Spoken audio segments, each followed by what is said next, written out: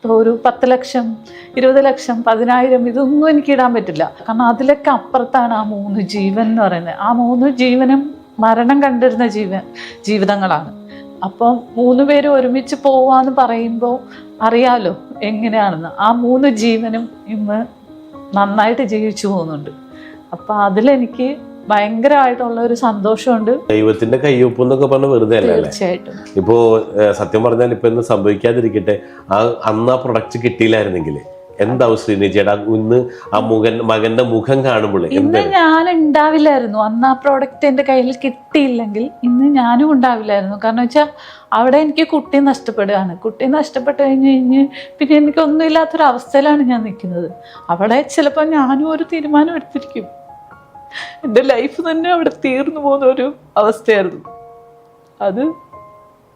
അതിൽ നിന്ന് എനിക്ക് കയറാൻ പറ്റിയത് ആ പ്രോഡക്റ്റ് തന്നെയാണെന്ന് എനിക്ക് ഉറപ്പിച്ച് പറയാൻ പറ്റും. കാരണം വേറെ ഓപ്ഷൻസ് ഉണ്ടായിരുന്നില്ല. ഇത്രയ്ക്കും ദുഃഖം ഉള്ളിൽ ഒളിപ്പിച്ച് നടക്കുന്ന ഒരു ധീര വനിതയാണെന്ന് ഒരിക്കലും തോന്നിയിരുന്നില്ല.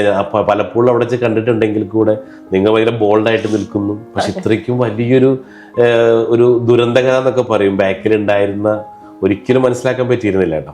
എന്തായാലും ഇത് അല്ലെ ഒരുപാട് പേരോട് ശ്രീജിനി പറയണം. തീർച്ചയായിട്ടും. കാരണം ഇത് നമുക്ക് ഇത്ര റിസൾട്ട് കിട്ടിയൊരു സംഭവം നമ്മൾ പറഞ്ഞില്ലെങ്കിൽ നമ്മൾ കുറ്റക്കാരാണ്. ഞാൻ അതുകൊണ്ടാണ് അങ്ങനെ പറഞ്ഞതും ഇന്നിങ്ങോട്ടേക്ക് വിളിച്ചു വരുത്തിയത്. ഇനി ശ്രീനിജയുടെ ബാക്കിയുള്ള ഇനിയുള്ള ഈ ജീവിതം മറ്റുള്ളവരുടെ ജീവിതത്തിൽ വെളിച്ചം വീശാനായിട്ട് ശ്രീനിജയുടെ എക്സ്പീരിയൻസ് ഒരുപാട് ഒരു ഉപകാരപ്രദമാവുന്ന രീതിയിലാവട്ടെ എന്ന് കൂടി ഞാൻ ആശംസിക്കുകയാണ്. അപ്പോൾ ശ്രീനിജ പറഞ്ഞു ഓൾറെഡി നമ്മൾ മെഡിറ്റേഷൻ പ്രാക്ടീസ് ചെയ്യുന്നുണ്ട്. അപ്പോൾ നമ്മൾ ഇതിൽ നിന്ന് അർത്ഥമാക്കേണ്ട കാര്യം എന്ന് വെച്ച് കഴിഞ്ഞാൽ ഈ മനുഷ്യൻ പഞ്ചമഹാഭൂതങ്ങളാൽ നിർമ്മിതമാണെന്ന് പറയുമ്പോൾ അല്ലെ ഇവിടെ സംഭവിച്ചിട്ടുള്ള ഇത് തന്നെയല്ലേ അല്ലെ? ഈ ഒരു മാഗ്നറ്റിക് പ്രൊഡക്റ്റ് എന്ന് പറയുമ്പോൾ കണക്റ്റഡ് വിത്ത് ഇത് തന്നെയല്ലേ? എനിക്ക് അതിനെ കുറിച്ച് ഡീറ്റെയിൽ അറിയില്ല. എന്തായിരിക്കും അവിടെ സംഭവിച്ചിട്ടുണ്ടാവുന്നത്? വായു, ജലം അങ്ങനെ ഇത് പറഞ്ഞിട്ടാണല്ലോ നമ്മൾ ഈ പഞ്ചമഹാഭൂതം